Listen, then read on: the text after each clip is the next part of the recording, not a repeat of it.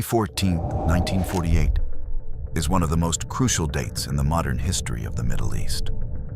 On that day, David Ben-Gurion, leader of the Zionist movement, proclaimed the creation of the State of Israel in the city of Tel Aviv, shortly after the withdrawal of British authorities who had administered Palestine under a mandate since 1917. The news was met with a mixture of hope and rejection in a region marked by centuries of religious, political, and territorial tensions. For Jews, the State of Israel represented the culmination of a historical dream, a national home in the Promised Land.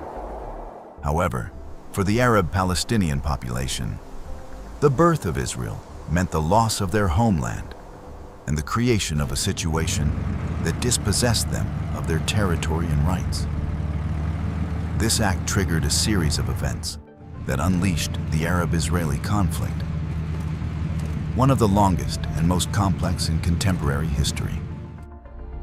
In response to the Israeli declaration, surrounding Arab countries, along with Palestinian groups, united to attack the newly formed State of Israel, igniting the First Arab-Israeli War. This war ended in 1949 with an Israeli victory, but also with the creation of more than 700,000 Palestinian refugees who fled or were expelled from their homes in what is now Israel. Over the following decades, the conflict continued to escalate with multiple confrontations, such as the Six-Day War in 1967, which resulted in the Israeli occupation of Gaza, the West Bank, and East Jerusalem, areas the Palestinians claimed as their own. This occupation spurred the Palestinian Liberation Movement, spearheaded by the Palestine Liberation Organization, PLO, and its most iconic leader, Yasser Arafat. Despite the violence and constant tensions, the world continued to search for a solution to the conflict. In this context, the Oslo Accords of 1993 emerged as a ray of hope. This was a historic attempt to end a conflict that had already lasted over half a century and whose resolution seemed nearly impossible. The Accords not only involved a shift in relations between the actors involved, but also marked a decisive moment in international diplomacy. The agreement was signed on September 13, 1993, at the White House in the United States, with the presence of Yasser Arafat, Yitzhak Rabin, and Bill Clinton.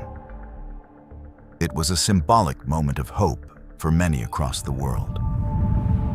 Arafat and Rabin, historical enemies, shook hands under the expectant gaze of the international community. This gesture became one of the most emblematic moments in modern history, symbolizing the possibility of lasting peace. However, the Oslo Accords were much more than a handshake. They were a complex agreement that sought to resolve some of the conflict's most thorny issues. The Accords established a series of key commitments. First, the Palestinian National Authority, PNA, was created to govern areas of Gaza and the West Bank, with the promise that, in the future, an independent Palestinian state would be recognized by Israel. Furthermore, Israel agreed to withdraw its troops from various areas of Gaza and the West Bank, allowing Palestinians to assume a significant degree of autonomy. This was a crucial step in giving Palestinians a measure of self-determination in their own territory. One of the most critical issues the Accords attempted to resolve was mutual recognition.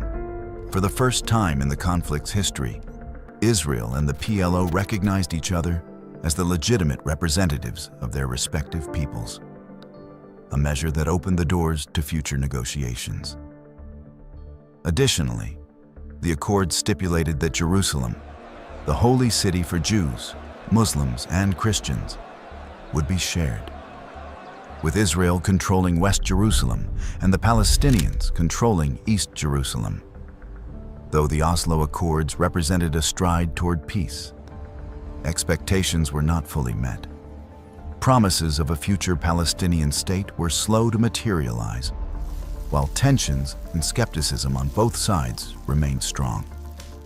The agreements failed to resolve the deepest and most complex issues of the conflict, such as the status of Palestinian refugees, the Israeli settlements in the West Bank, or Israel's security against terrorist attacks.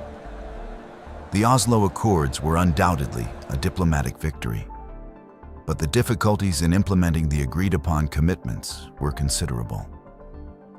Primarily, distrust between the two sides was deep. The mutual recognition between the PLO and Israel was a historic step, but security policies and attacks by Palestinian militant groups that did not accept the peace process, such as Hamas, soon began to undermine the Accords' stability. In 1995, barely 2 years after the Oslo Accords were signed, the assassination of Yitzhak Rabin by an Israeli extremist was a devastating blow to the peace process. Rabin, a proponent of the negotiations, was killed by a young man who viewed the Accords as a betrayal of the Israeli people. Rabin's death left a leadership vacuum in Israel, and his successors adopted a more skeptical stance toward concessions to the Palestinians. On the other hand, the Second Intifada, which began in 2000, further exacerbated the violence between Israelis and Palestinians. This new wave of protests and confrontations, which included Palestinian suicide bombings and Israeli military reprisals, resulted in thousands of deaths and a significant increase in mutual distrust. During this period, the peace process was virtually frozen, with the parties unable to find common ground. Internationally, the community also played an important role in the peace process. The United States, under President Bill Clinton, was key in mediation, but despite its efforts, talks between Israel and Palestine failed to advance substantially. The George W. Bush administration, which took office in 2001, adopted a more distant posture and focused on the war on terror in the context of the 9/11 attacks, diverting attention from the Israeli-Palestinian conflict. Furthermore, the issue of Israeli settlements in the West Bank continued to be a sticking point in the negotiations. Despite Israeli promises to freeze settlement expansion, construction continued in many areas, creating great frustration among Palestinians who saw their lands encroached upon by Israeli settlers, while their own national aspirations seemed to recede. Internal Palestinian division was another factor that complicated the situation. In 2006, the Islamist group Hamas won the elections in Gaza, resulting in a political split among Palestinians. Fatah, the moderate group that controls the Palestinian Authority in the West Bank, and Hamas, which governs Gaza. This internal political division among Palestinians made a unified approach to negotiations with Israel difficult. At this point, stalemate and violence seem to have become the norm of the Israeli-Palestinian conflict. Attempts to revive the peace process, such as the Camp David Summit in 2000, and the roadmap for peace proposed by the Quartet, the US, the European Union, the United Nations, and Russia, failed resoundingly. The lack of mutual trust, the violence of extremist groups, and the deep differences over the final status of Jerusalem, Palestinian refugees, and borders continued to be the biggest obstacles. The Oslo Accords, though historic, were quickly overshadowed by the realities on the ground. Throughout the 90s and early 2000s, the construction of Israeli settlements in the West Bank continued steadily, despite international demands to halt it. As more Palestinian land was taken up by these settlements, Palestinian frustration grew, fueling resentment and rejection of the peace process. The Second Intifada, also known as the Al-Aqsa Intifada, became one of the most violent phases of the conflict. Suicide bombings carried out by Palestinian extremist groups like Hamas and Islamic Jihad were met with Israeli offensives, resulting in thousands of deaths and injuries, both Palestinian and Israeli. The violence reached unsustainable levels, and with it, the possibility of a peace agreement seemed increasingly distant. Meanwhile, Israeli leaders began to face an internal dilemma. In 2005, then Israeli Prime Minister Ariel Sharon made the historic decision to unilaterally disengage Israel from the Gaza Strip, evacuating all Israeli settlements and withdrawing its military forces. This act, known as the Gaza disengagement, was an attempt by Israel to reassert its security by reducing the Israeli presence in the area. However, the withdrawal did not lead to lasting peace. It only exacerbated the internal Palestinian division. Instead of consolidating the Palestinian Authority in Gaza, the power vacuum was quickly filled by Hamas, which took control of the Strip in 2007 after a clash with Fatah, the dominant party in the West Bank. Since then, the Palestinian split between Hamas and Fatah has deepened, making any negotiation effort with Israel even more difficult. The lack of unified Palestinian representation has hindered progress toward a political solution, while Hamas's control of Gaza resulted in an Islamist regime that rejects Israel's very existence, making any possibility of dialogue even more complicated. On the other hand, the international community continued to try to revive peace talks. The Annapolis process in 2007, spearheaded by George W. Bush, sought to restart direct negotiations between Israel and the Palestinian Authority. However, once again, fundamental differences over the future of Jerusalem, the right of return for Palestinian refugees, and the borders of a future Palestinian state caused the process to fail. Hopes for a lasting peace seemed to fade, and distrust between the two sides grew ever stronger. In 2013, negotiations were resumed by John Kerry, U.S. Secretary of State under President Barack Obama. Although efforts were considerable, the results were negligible. Israel's demands for guaranteed security and the Palestinian rejection of recognizing Israel as a Jewish state continued to be insurmountable barriers. The peace process between Israel and Palestine is one of the world's most prolonged and complex conflicts. The lessons that can be drawn from the Oslo Accords and all subsequent attempts to achieve peace are many, but the clearest are the following.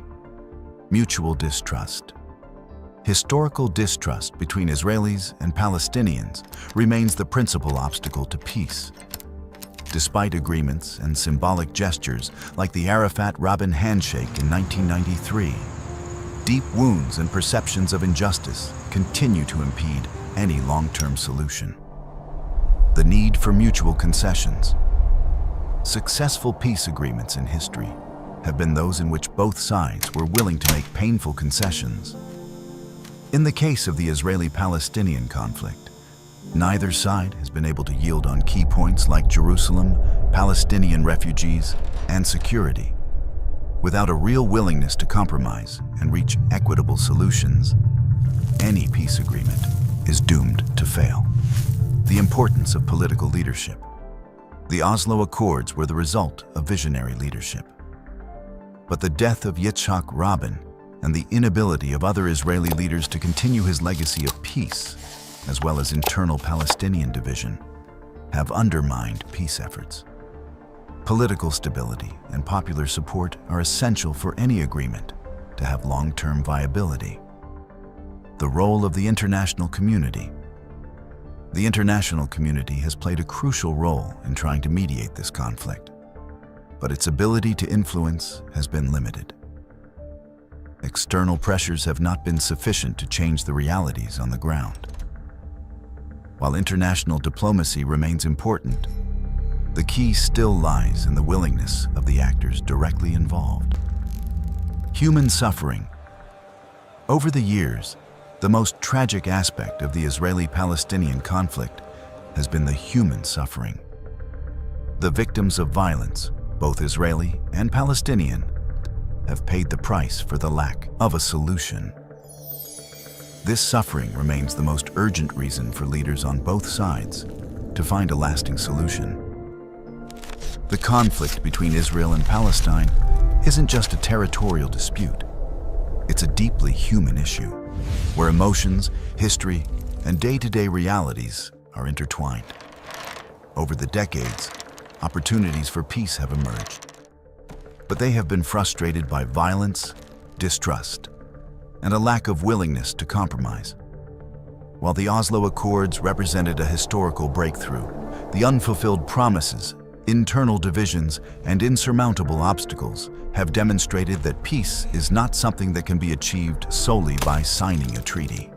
Peace in this region will depend on constant dialogue, real compromises, and a profound change in the mindsets of the leaders and populations involved. If this topic has interested you, and you'd like to learn more about the complexities of the Israeli-Palestinian conflict or peace processes in other historical contexts, we invite you to subscribe to our channel, leave a comment, and share this video with those who also want to better understand this crisis. We'll see you in the next video.